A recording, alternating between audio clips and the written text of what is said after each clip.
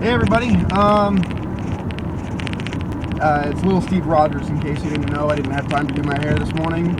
I sound like a woman when I say that, but, yeah.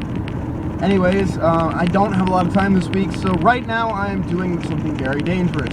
I am driving and filming a video as we speak, so, yeah, living life on the edge, really am.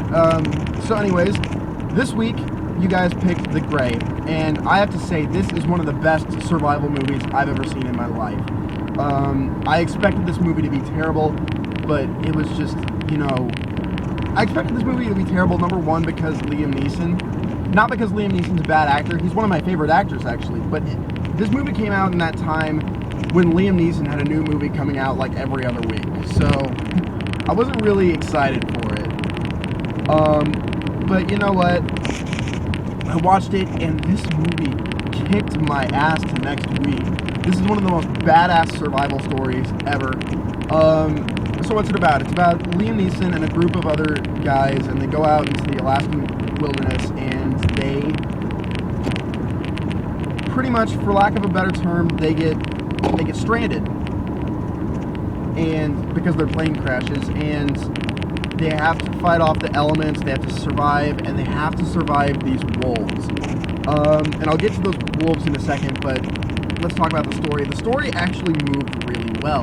Liam Neeson's character isn't who you think he is. Like, it starts off and you're like, oh, he's just a normal guy, and then you find out his backstory, and you're like, holy shit, okay, well, great job for you, Liam Neeson. You were a shady, shady man. Yeah, and Liam Neeson was absolutely great in this movie. He's awesome in everything he's in. I just wish you would pick better projects. Like, Battleship, really, Liam? Like, really, that was your best foot forward? You got an Oscar nomination for Schindler's List, and you're like, you know what? Now that I'm a big famous celebrity, now that I did Taken, I'm going to do shitty movies like Battleship and Taken 2. So, Liam Neeson, I love you. You were great in this movie, but you need to pick better projects. But he was great in this movie. He was very intelligent. He knew how the wolves worked. His camaraderie with the other survivors was great. And now I'm going to talk about the wolves. These wolves had a bloodlust for these guys. Like, you'd think these guys killed the wolves' mothers or something like that. And they're scary as crap, dude. These are, I think, the scariest animals ever put on screen. Yeah, it's totally, like, it blows your mind how scary smart these wolves are. These are some super intelligent wolves. My favorite scene in the movie isn't a big action scene, even though there are a lot of really good, intense action sequences. I guess you would call them action sequences.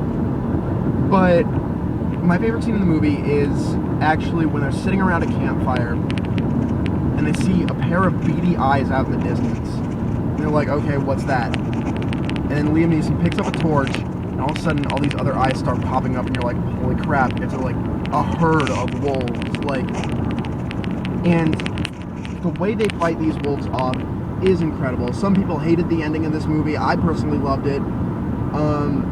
And it's just a really good survival story. It asks the question, when the chips are down, you really have to evaluate how much you want to live and what you're willing to do to live. I think that's a very valid question. Like, would you drink your own piss? Would you turn to cannibalism? What would you do? And it answers these questions very well. It's very well written. It was directed by Joe Carnahan, who directed, I think, The A-Team. And for a while, he was attached to direct a Daredevil reboot. So the guy's got some street cred. Like, he knows how to direct movies, especially movies with Liam Neeson.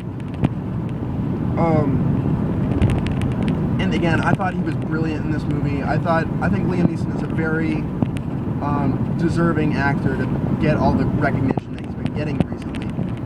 It kind of seemed like Liam Neeson was just like that guy until Taken came around, and then you're like, holy crap, Liam Neeson is a badass, we need to put him in every single movie. And he's a huge, big box office draw, so this movie really knew what they were doing. I didn't expect to like this movie nearly as much as I did.